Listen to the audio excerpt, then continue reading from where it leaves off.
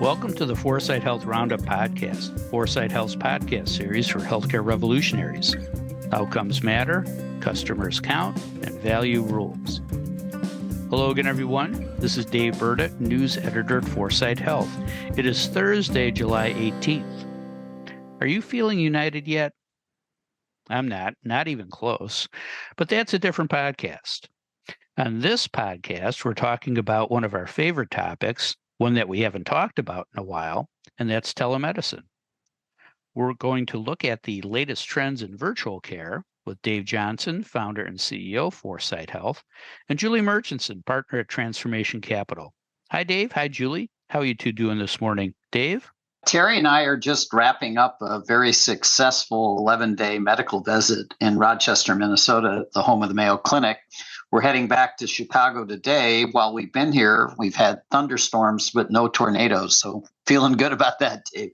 Yeah, you definitely missed that line of storms that came through here. Good for you. Julie, how are you? I am well. I just spent a quick day in the land of sun and 72 and beautiful people in Orange County, but I'm back in the reality of Seattle.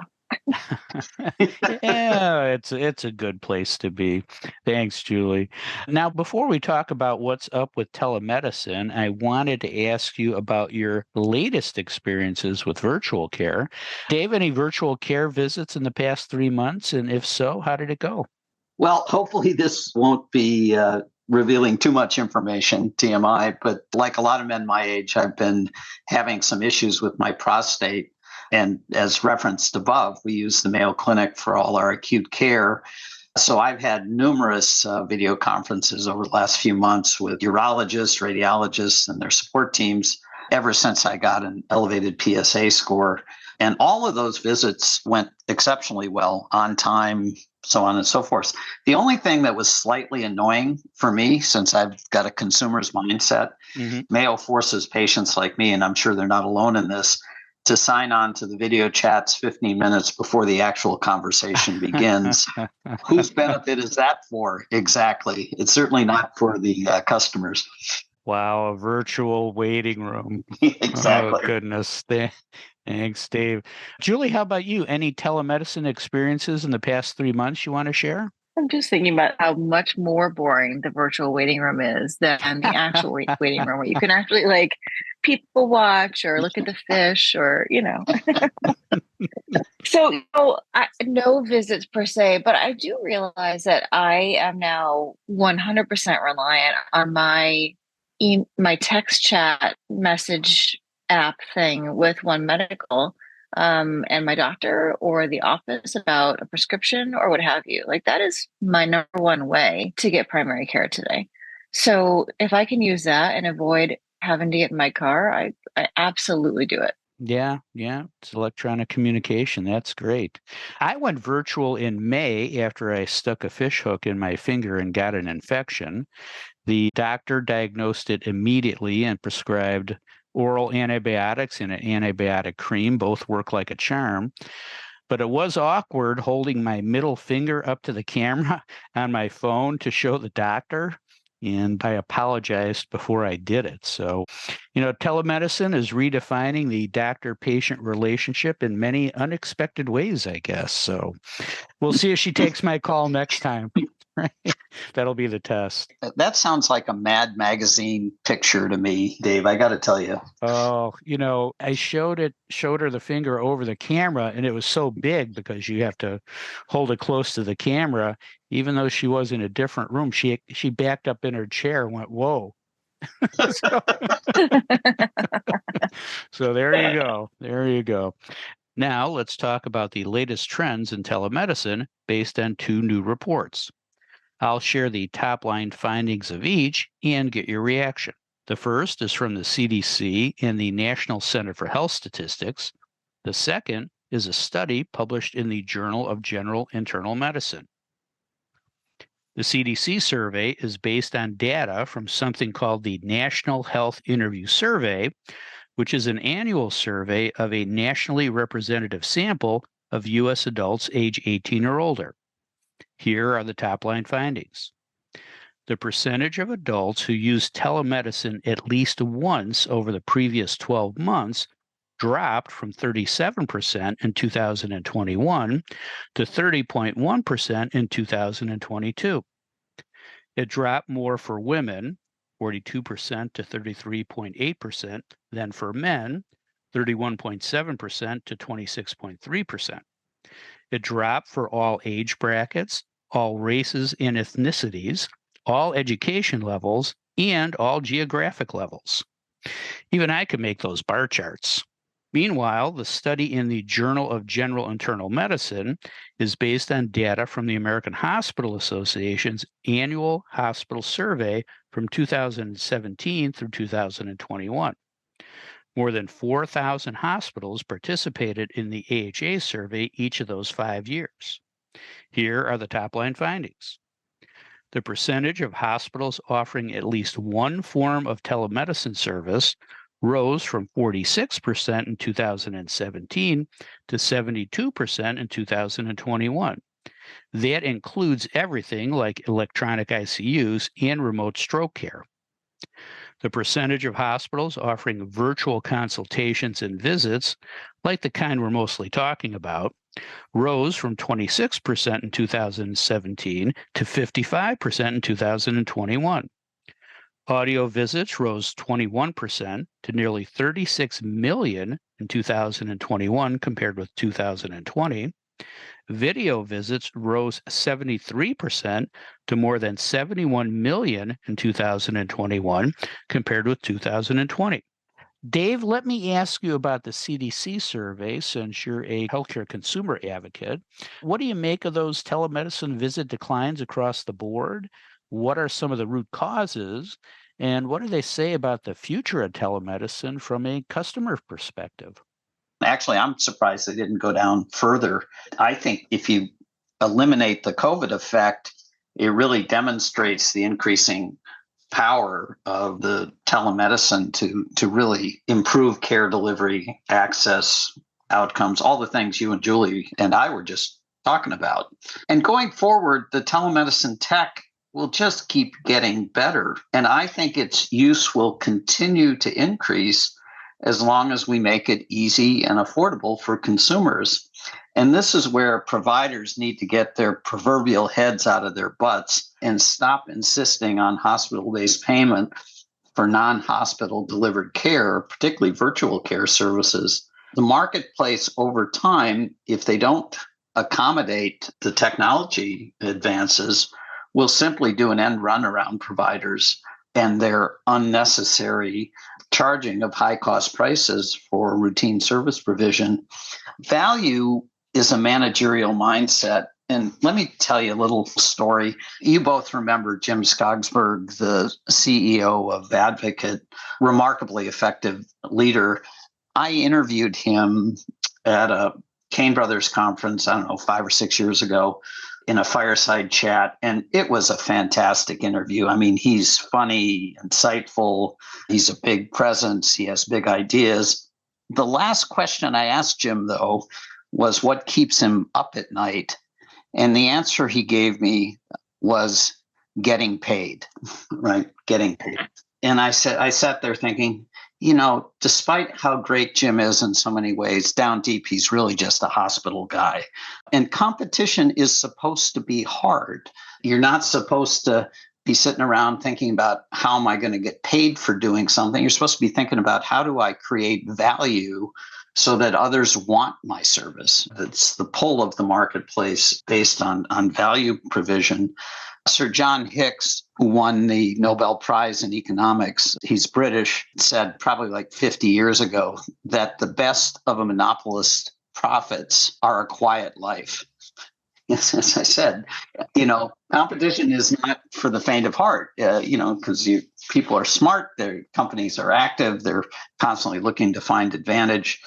And this is where providers need to shift from this kind of managerial mindset of optimizing revenues and getting paid to value creation. When it comes to telemedicine, it's a force that's just going to keep on growing. And at the end of the day, it's not really telemedicine, it's just medicine. Listeners to this show will remember that I frequently cite the BJ Fogg Institute at Stanford which specializes in changing consumer habits. And they say you need three things to change consumer behaviors. One is it has to be important, or the more important it is, the more willing people will be to change. So how important is the behavior we're trying to change? Factor number one. Factor number two is how easy is it to make that change? The easier it is, the more likely that consumers will change the habit. And then the last thing is, how do you have exactly the right types of prompts to get people to engage in the new behavior, the new habit? So think about virtual care, telemedicine, medicine. How important is it? Well, it's really important. You needed your finger fixed, right, Dave? That's right. How easy was it? Pretty damn easy. Does anybody doubt that the marketplace is figuring this out and is going to just keep making it easier and with better prompts for consumers to access this service? So come on, providers, figure out which way the wind is blowing and get with the program. Very stirring response, Dave. Thank you. Julie, any questions for Dave? Well, Dave, one of your favorite questions typically, which is, should regulators step in or should we let the market do their thing?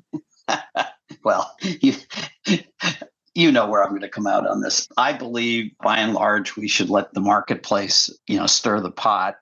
It's always important to think about, why does regulation exist? And it's really for two reasons. One is to ensure level field competition, so new companies, new ideas can come to the marketplace and win based on value creation. And the second is to protect consumers. So on the first one, the level field competition, I think the regulators just need to stop this payment mechanism that enables providers to get hospital-based rates for providing non-hospital-based services. Site neutrality is the shorthand that the industry uses for this. That's what regulators should be pushing. That's very much in promoting level field competition. And the fact we've dragged our feet as an industry, I think, has held providers back from engaging in the types of changes they need to change it. Now, the second one, protecting consumers. If anything, I think the regulators need to pay more attention here, because the opportunities for acquiring personal health information and engaging in fraudulent activities are increasing with all of the digital connectivity in our lives. So I sort of amp that up, the focus on consumer protection. I'd peel back my protections for the industry as we transition to this more virtual healthcare world, and let the chips fall where they may. You're here. That's great, Dave. Thank you. Julie, you see telemedicine from the inside out. Let me ask you about these study findings. Are you surprised, not surprised at the findings? What do they say about hospitals' telemedicine capabilities? And where do hospitals need to go to meet the virtual care demands of the market? Well, I'm not surprised that we're seeing usage fluctuation at the macro level in both directions. Many health systems out there have been focused in the last 12 to 24 months on just finding their financial footing and addressing acute problems. I mean, there's been a ton of, frankly, tail chasing to work on issues like staffing. I'm also not surprised, because health systems that are figuring this out are building virtual capacity where virtual care makes sense for the business model. And that Michigan State study found that the larger nonprofit and teaching hospitals were more likely to adopt telehealth services. So let me give you two examples of where I've seen this in the market recently. Number one, I just spoke with a fantastic C-suite leader from a well-known health system in the South that's been doing the following. They've been using, for a couple of years now, a smart solution that helps them acquire new patients in their market and provides access to, I'll call, smart quick care, which is getting them to the right kind of doctor, the right doctor or a nurse or some other care option that is either virtual, urgent, or another one of the offerings that this health system is making available through their health system. So they're actively going to seek new patients, and they're treating them as quickly as possible as they come in the door. So after a few years of that experience, they have really seen a shift in the new patient acquisition game. I mean, the top of the funnel used to be PCPs. And in their region, they're seeing urgent and virtual care as an even greater driver. So they're literally redesigning the funnel and how to win in the market based on the clinical areas that really drive the bottom line for them. And this, my friends, this is running a business with the consumer at the center and revenue, margin in mind. And they're leveraging, smart patient matching and virtual as key levers to create immediate stickiness and to drive downstream loyalty. I mean, that is how the game is played and where virtual fits in. Example number 2, an academic health system farther north with an urban base, but a vast rural population is using telehealth to do all their pre-op, process patients that are traveling long distances from those rural areas for surgery. They're using telehealth, at-home diagnostics, and other mechanisms so that by the time that patient travels the few hundred miles to show up in that urban setting for surgery, they've completed every preparation step. They're saving the patient, hotel fees and other fees related to that pre-surgical workup. And they're making more margin on prep services and among other benefits, creating a vastly better experience for that patient. So virtual is being used in specific ways, might I say, surgical ways, to become part of the business model. So how common are these scenarios among health systems? I would say that we are in early innings, maybe even the first inning, if you really think about it as health system transition and you don't think about it as just virtual care adoption. Because as Dave said, virtual care would never have had this kind of major pop if we hadn't gone through COVID. It would have taken us years upon years to move the business model in the way it's moving today. And I'd say we're actually ahead of the curve thanks to COVID.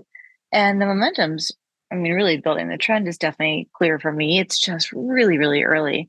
And I invite any health system to argue why this is not the future path.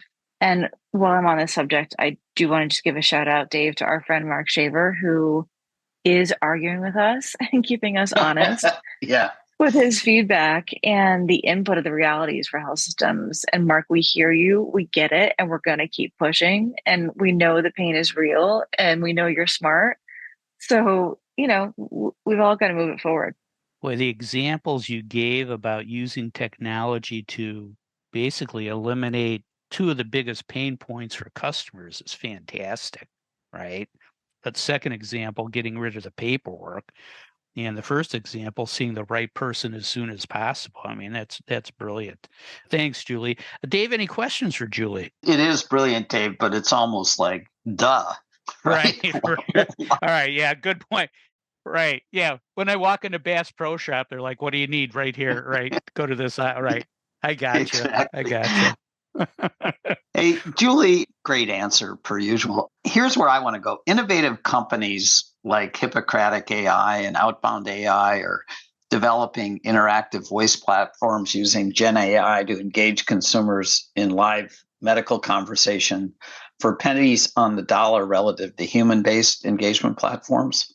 How far are we away, do you think, from the widespread use of these Gen AI platforms, and what, if any, are the implications of this type of human-machine collaboration in diagnosis and treatment for both the marketplace and for consumers? In the kind of work we do at our firm, we're diving deep into AI applications, what's out there, what's actually getting adoption, where, how. So it's such a simple and complicated answer for me because I see traction happening all over the place with these types of tools. The scale is hard right now. For all the reasons I just talked about with those examples, we're still in like the early innings of how to think about the business model.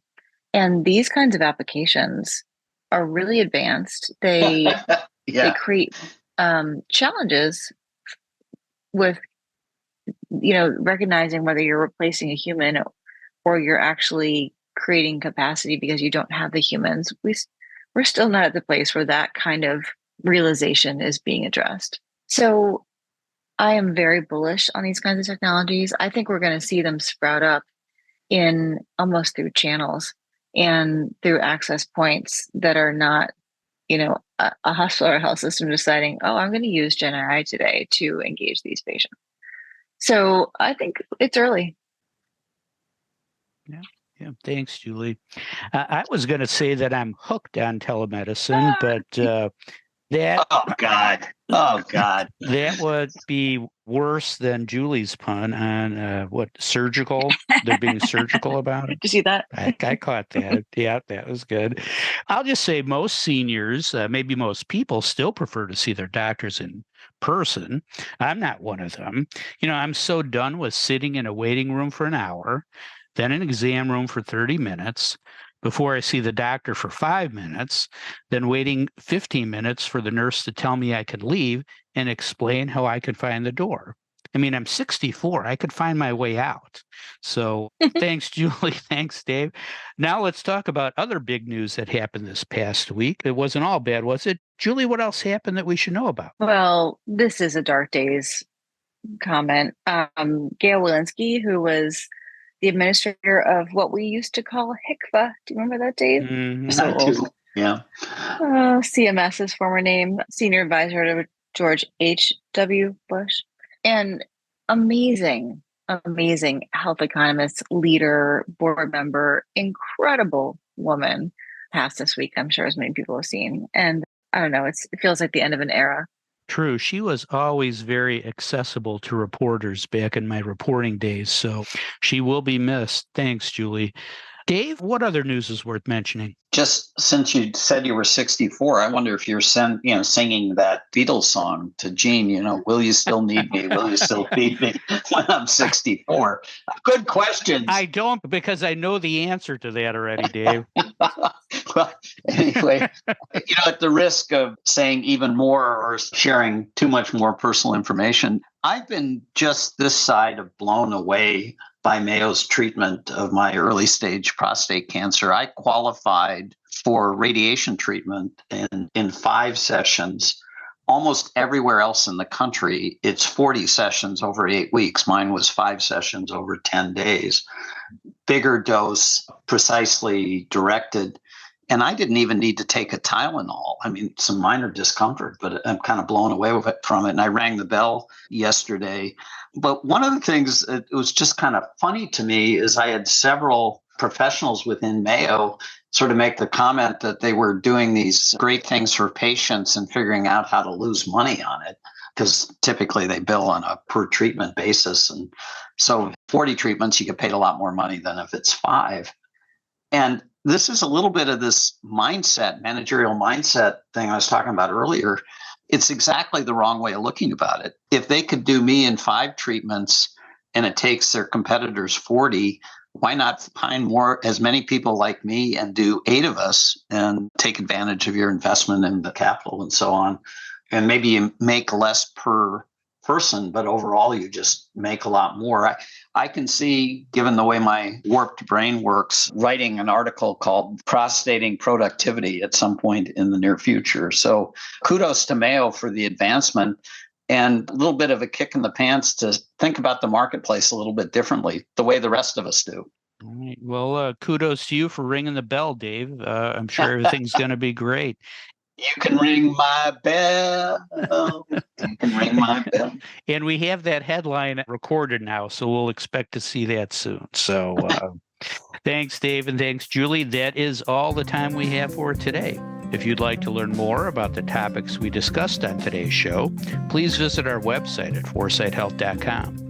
You also can subscribe to the Roundup on Spotify, Apple Podcasts, YouTube, or wherever you listen to your favorite podcasts. Don't miss another segment of the best 20 minutes in healthcare. Thanks for listening. I'm Dave Burda for Foresight Health.